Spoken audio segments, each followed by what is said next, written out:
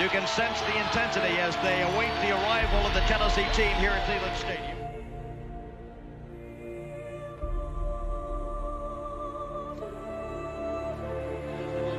The #1 undefeated Volunteers prepare to race onto the field.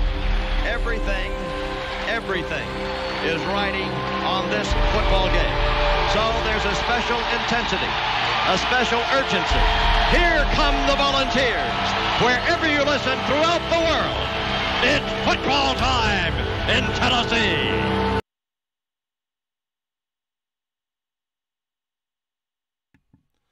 What's going on, YouTubes?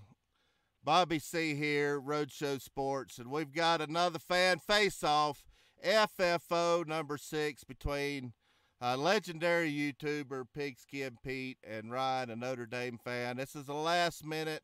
I've been trying to get a Notre Dame fan for a while. I don't know if they just don't have any good trash talkers or they lack the confidence to come on video and chop it up with a Clemson fan. But anyway, I'm glad y'all are tuning in, and I want y'all to vote for who y'all think won in the live chat, or if you're watching this after the live stream, vote in the comments section, and I'll announce the winner tomorrow. The game's tomorrow. I don't know what time it is.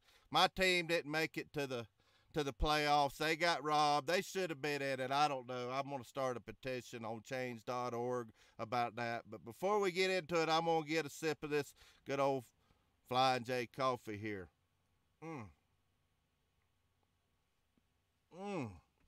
Well, I'm going to bring the two contestants on here. We got, everybody knows who Pigskin Peete is, and we've got a Notre Dame fan. His name is Ryan. I'm going to bring them on here, see if I can get them unmuted. They've been on hold for a second. How you guys doing? I'm doing great, man. Just sitting here sipping on some eggnog and watching some bowl games. Life couldn't be any better than it is right now. Well, what kind of bowl games? I'm doing well. Somebody said that Auburn was kicking Purdue's butt at halftime. What in the world was that? Yeah, I don't know who looks worse, Purdue or Ohio State. Yeah, I'm not an Ohio State fan at all, so I'm enjoying that Auburn bashing of Purdue. Well, what time is y'all's game tomorrow, Pigskin? 3 o'clock, I think, right? 3 or 4, something like that. 3 o'clock. 4 o'clock. 4 o'clock, and then Alabama. Right, yeah. So 4 o'clock. Yeah, what he said. Yeah, what he said. Well, anyway, everybody, I hope y'all enjoy this. We're going to get right into it right after this message from Mr. T. At the dressing rooms. Would you care to comment on how you plan to fight Balboa? What's your strategy? Don't need any. Balboa's so predictable and stupid. The man comes straight ahead. He's tailor-made for me, and he's gonna get hurt. What's your prediction for the fight, then? Prediction? Yes, prediction. Pain. For the thousands in attendance and the millions watching around the world on HBO pay-per-view. Ladies and gentlemen, from Mandalay Bay, Las Vegas, let's get ready to rumble!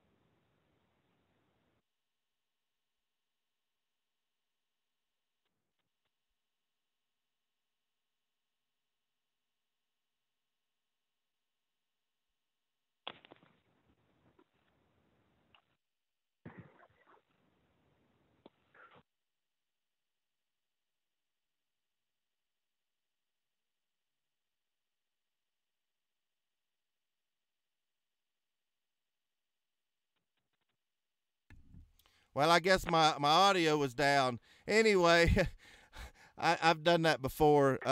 Ryan, you're the visitor. Pigskin Pete's done these with me before, and we don't get to watch a lot of Notre Dame stuff.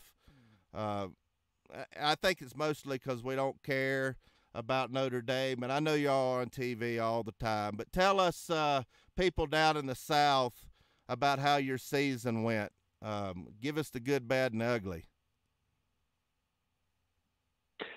Sure. I mean, I think when you start off against a team of Michigan's caliber and you come out and you beat them, and we had that game. I feel like the whole time we had control of that game.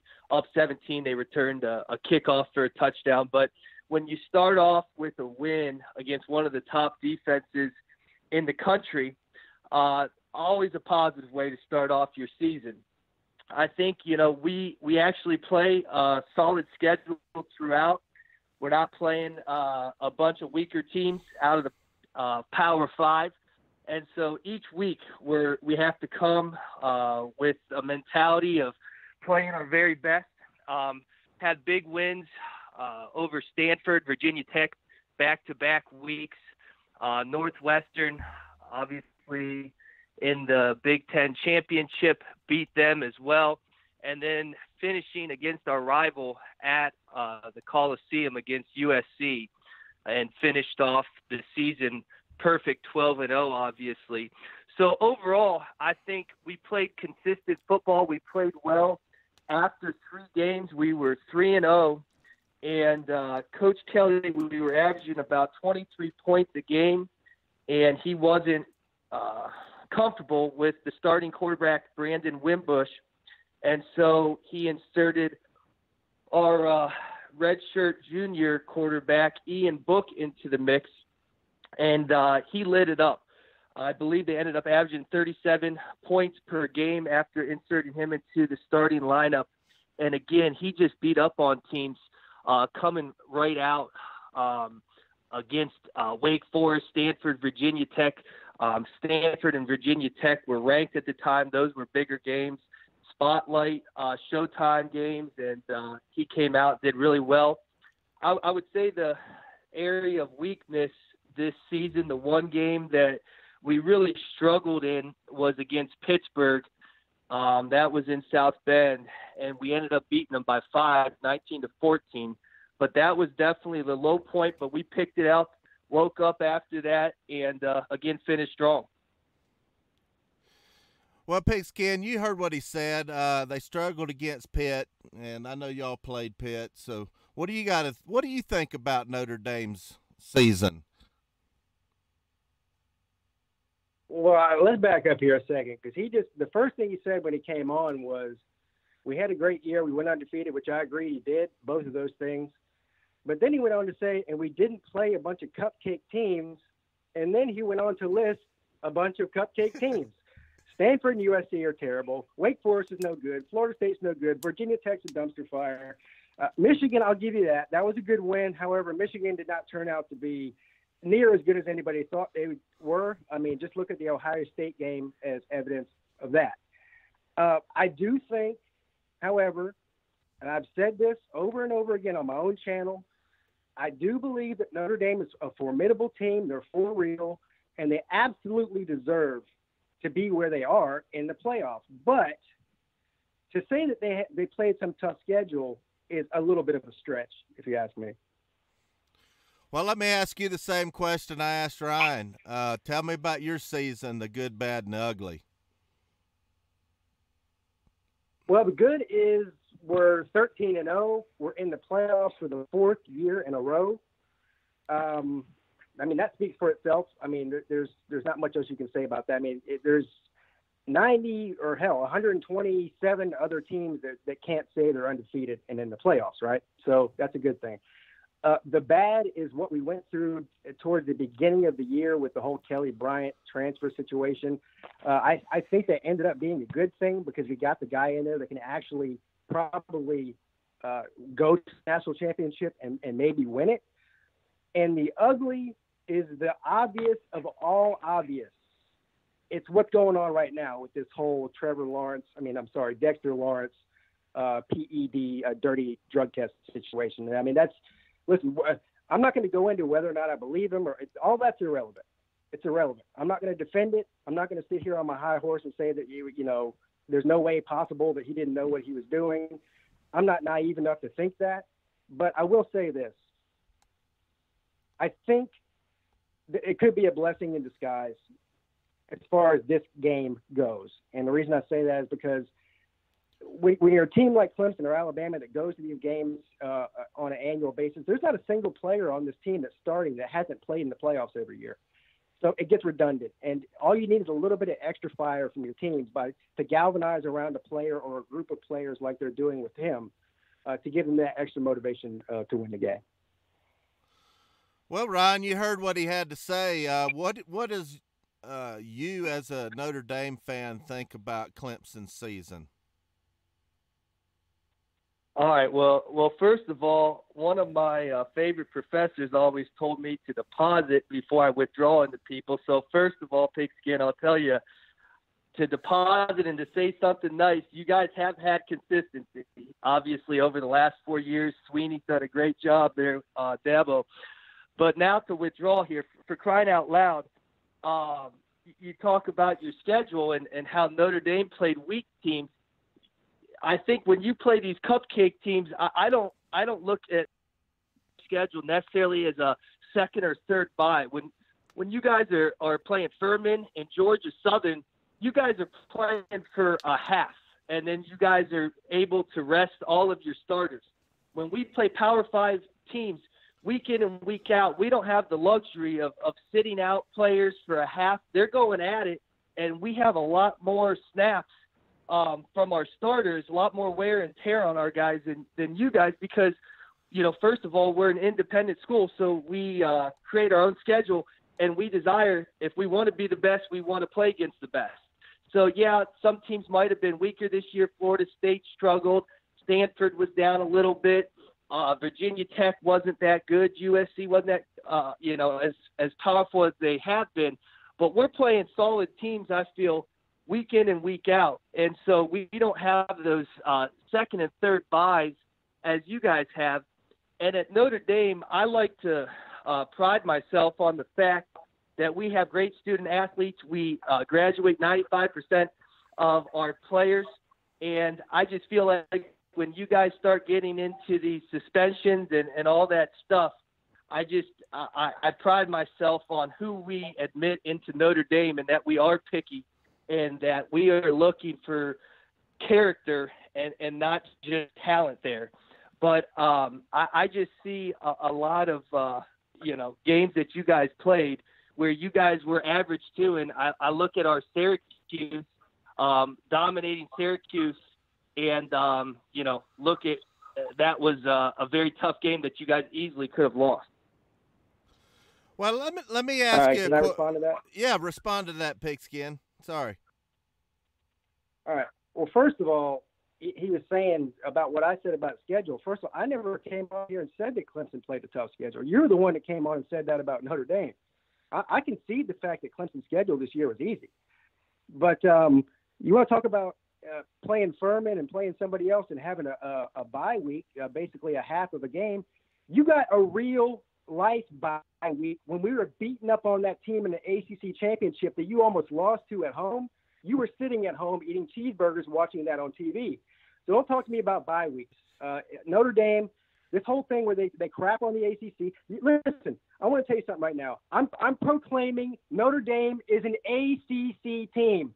Don't let anybody fool you. They play 80% of an ACC schedule, and they run around saying they have the hardest conference schedule in America. Well, you can't have it both ways. Listen, we go out of our way to schedule 2 SEC schools a year. We played Texas A&M on the road this year, and, of course, we play South Carolina every year. Meanwhile, what SEC school did you play? Vanderbilt, and almost lost to them at home. So don't talk to me about tough schedules.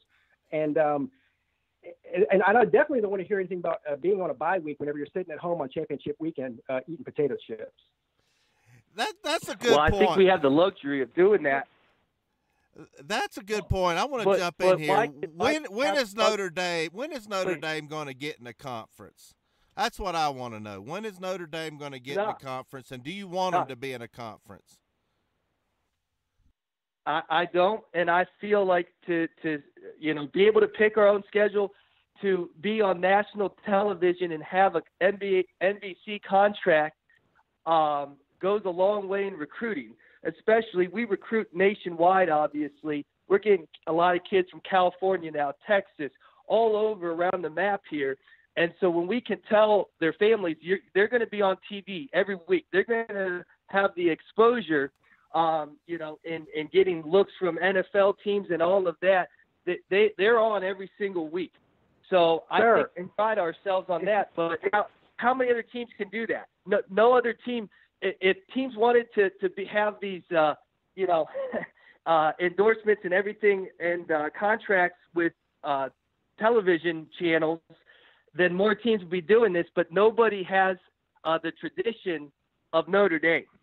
So, sir, it's not 1985 anymore. Every single game is on national television every week. I mean, Notre Dame is not special by being on TV every week. Clemson's on TV every week. Vanderbilt's on TV every week. Memphis is on TV every week. I mean, you go down the list, they're all on TV every week. I don't know about that. Maybe in your general area, but not nationwide. I mean, unless you have potato cable system, then you got every game.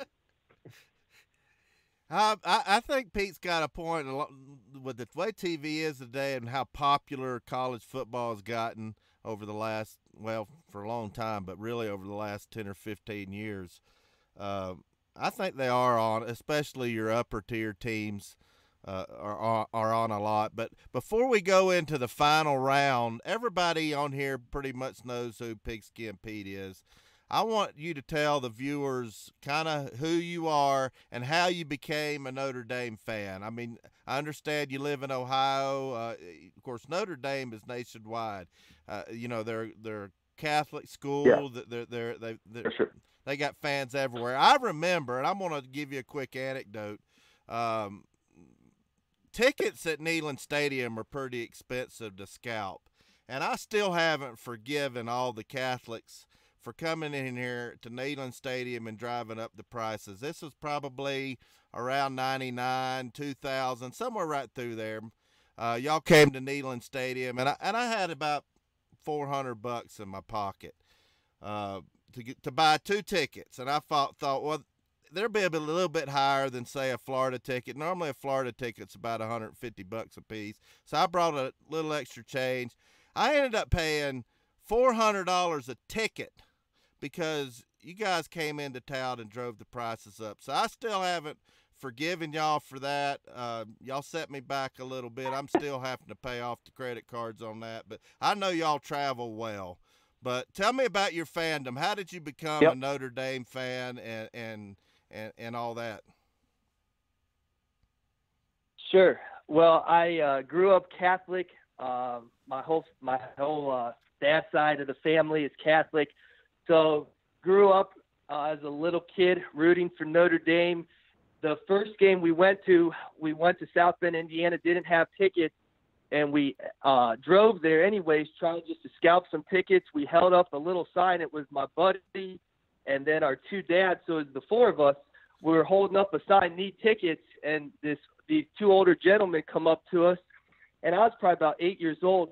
And they're like, hey, you guys need 4 tickets? We're like, yeah. They're like, all right, well, we'll give you these 4 tickets. So we go down to the seats. It was front row, 50-yard line. So we got to get some autographs from the players, and that was really my first experience in South Bend, and it was just very memorable. And I'd say over the last 10 years, I've been going to 1 or 2 games every year. It's about a 4-hour drive for me. I have a son who's camped and played football in the youth camp at Notre Dame, and met a lot of the players and coaches, and just great young men, great coaches, and appreciate the program as a whole. And so my son, he has a YouTube channel. Hey, It's Rift is where you can find him. We're called the Irish Duo, and we stream all the Notre Dame football games and have a lot of fun with it. Well, I do know that you're kin to Paul. Paul Jameson's in here. He put a information on your channel there. Paul's been in and out of my live streams for a while. We even nicknamed him Delusional Paul. And I wonder how he's feeling now that Purdue got shellacked. They were down 56-7 at halftime. And I tell you what, Paul, I don't want to get sidetracked, but that's embarrassing for Ohio State. I tell you what, I don't know how you're showing your face after that. But let's get into this final round. Y'all can go at each other. I'm going to start out with Pigskin Peete. I want you to tell me what you're expecting in the Cotton Bowl and what Clemson is going to bring to Notre Dame, and then y'all can answer each other. Then I'm going to ask the same question to Ryan. But tell me what you're going to bring to Notre Dame tomorrow afternoon. Well, we're going to bring what we always bring to these big game situations, and we're going to bring the heat. The only people that have beat Clemson in a playoff situation in the past 4 years is somebody called Alabama, and Alabama's Alabama. So you'll never hear me say something like that to an Alabama fan. But this isn't an Alabama fan I'm talking to; it's a Notre Dame fan. Let's talk about Notre Dame's bowl record under Brian Kelly.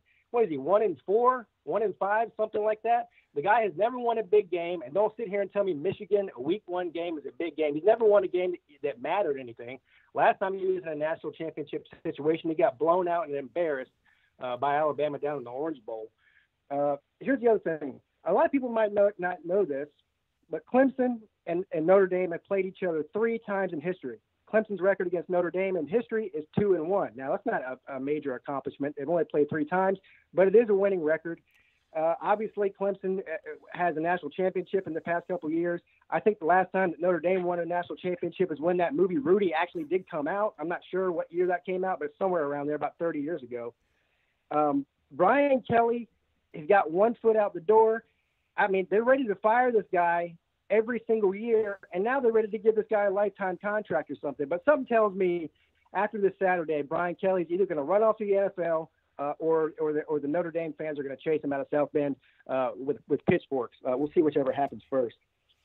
And I know a lot of people get, upset. A lot of Notre Dame fans get tired of hearing that Rudy joke. Rudy was offside.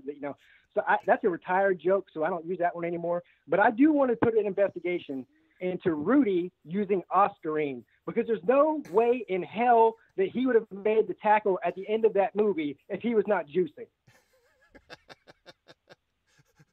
What do you got to say about that, Ryan? I'm not going to comment on that. I just know that our players, none of them are suspended, and we're not dealing with one of our better players out of the game. I feel Notre Dame's too smart for that. We handle our business and keep stuff together overall pretty well. I feel like the last time we played, if you remember, it was a torrential downpour in Clemson. We lost the game, had a 2-point conversion at the very end, and we missed it, lost by 2 points to you guys. But we played everybody competitively. I think you say, when's the last time we had a big win? And obviously, again, this year, who has the better win, Notre Dame or Clemson? It's definitely Notre Dame beating Michigan, and then the next best opponent that has been faced in both programs is Syracuse, and we actually crushed them, and you guys had to come back at the very end of the game to beat them. Last year in the bowl game, you talked about Coach Kelly and all this and that. What happened in our bowl game last year? We beat a team, LSU, who was ranked up there the whole season, even had a couple losses, and people still felt they were better than a number of one-loss teams, including Ohio State. And so we beat them last year, the big SEC. And so I'm coming out here. We have Ian Book, over 70% completion percentage, top 5 in the country. He's been efficient, 19 TDs on the year, over 2,400 yards passing. Okay. And again, that was not playing in the first 3 games of the season. Dexter Williams, who missed the first 4 games of the season, ended up with almost 1,000 yards rushing. I think you guys are going to have your hands full with him. Yes, you guys have an excellent defense. I think you guys try to get in and get the sack to get the acolytes and everything like that. We're going to play against that by throwing a lot of screens, bubble screens, and I think we're going to get the ball to our playmakers in space, and we'll see what happens. I think we have a very good defense. We could potentially have 3 guys in the first round or 2 in Jerry Tillery, who's had a great season with 8 sacks, Tavon Coney, our linebacker, 107 tackles, and then Julian Love, who easily could be a first round best cornerback in the country. Well, that's pretty good stuff there. Let me ask you a question. What do you predict? What's your prediction for this game tomorrow, Ryan? I'm predicting a Notre Dame victory 28-27. 28-27. Well, how are you going to get that done? Why do you think you're going to win 28-27? Again, I think our offense has been efficient. We've been averaging almost, about 37 points per game with Ian Book. I will admit that Clemson boasts a very good defense, but I think we will score points against them, and I feel like our defense has been consistent all season long.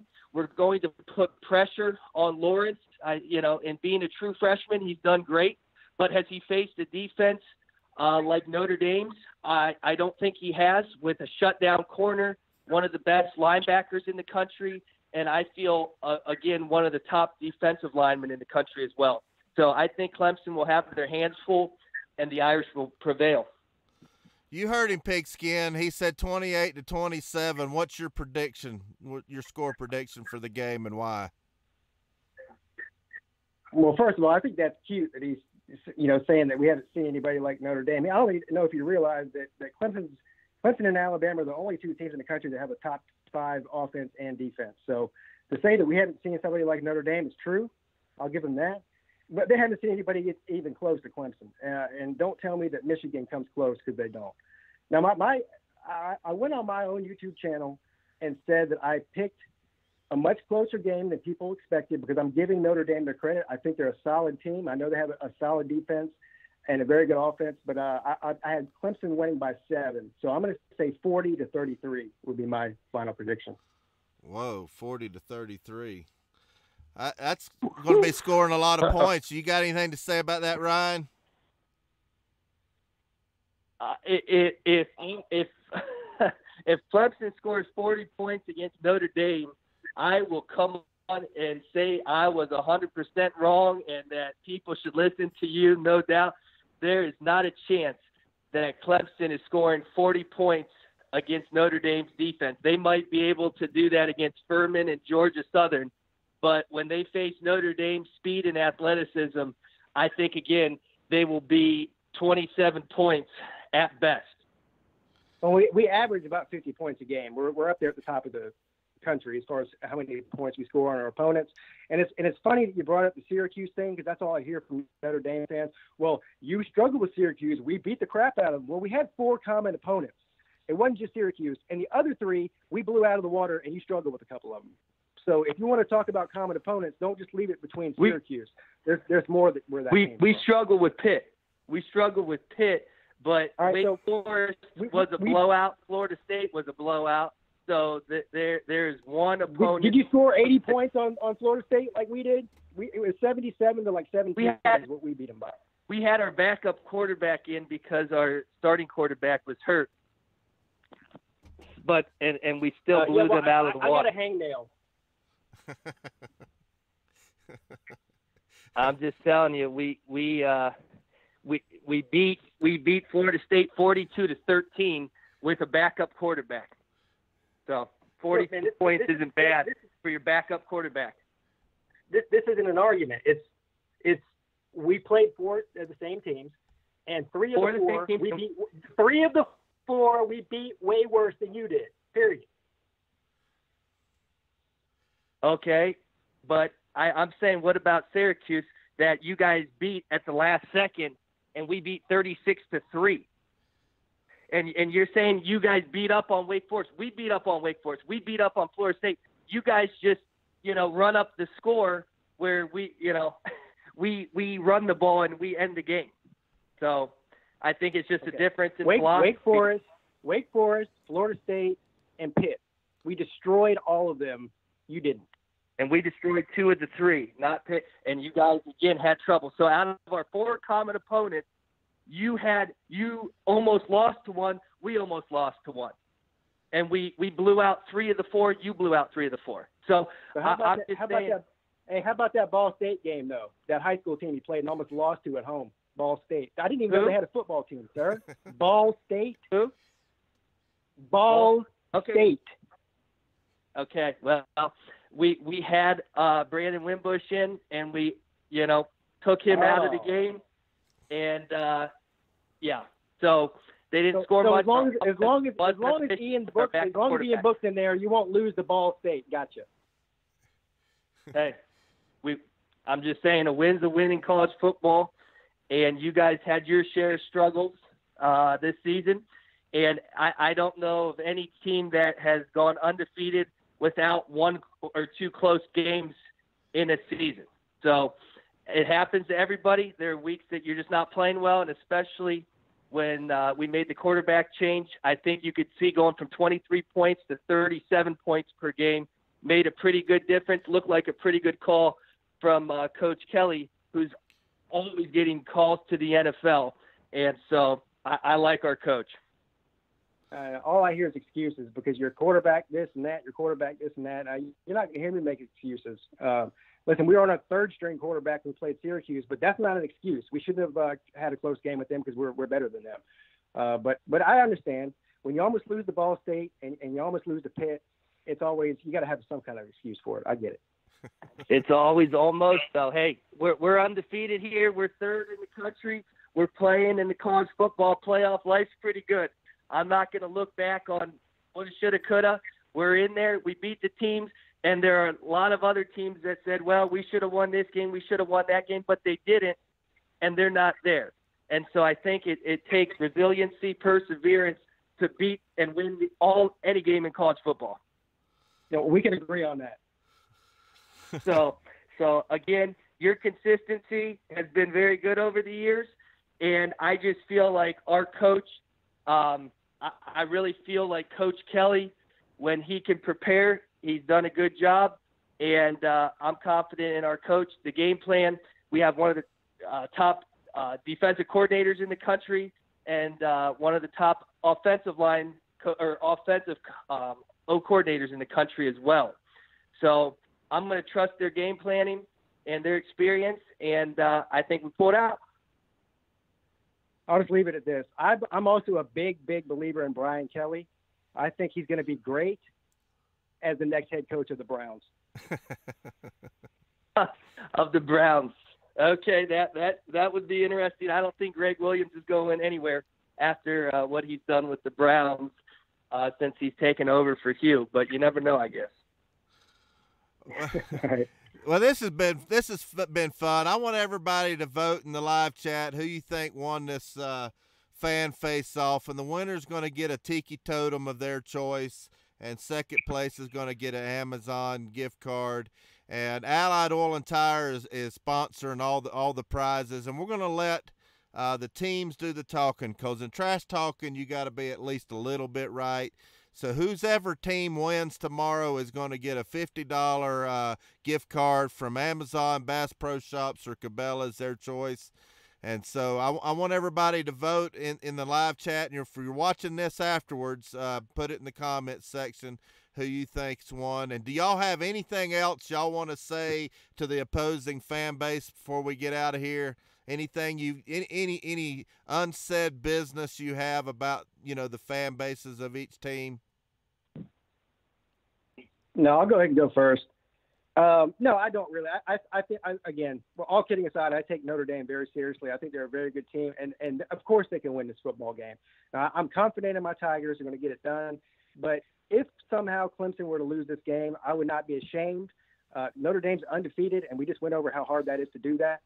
And being in the playoffs 4 years in a row is nothing to be disappointed about. Now, I would love to get the national championship and have a chance at that. But good luck to your team, Ryan. And it was a lot of fun chopping it up with you, man. For sure. Well, I appreciate you sharing that. And my cousin went to Clemson, so I have the respect of of that university. And again, as we've stated a number of times, their consistency has been phenomenal. And that is so hard to do in college football, week in and week out. Sweeney's just done a great job there at Clemson. And but again, I look at the history, the tradition of Notre Dame, and I just don't think any team will ever compare. And if you go to South Bend, Indiana, to the Golden Dome, the Basilica, the Grotto, it's just for college football, it's such a special place that you just have to go and experience it. And I'm a proud Irish fan. And again, good luck to you guys, and may the best team win. It should be a lot of fun to watch this game. And Rudy was on off the ring. Needed to get that in there again.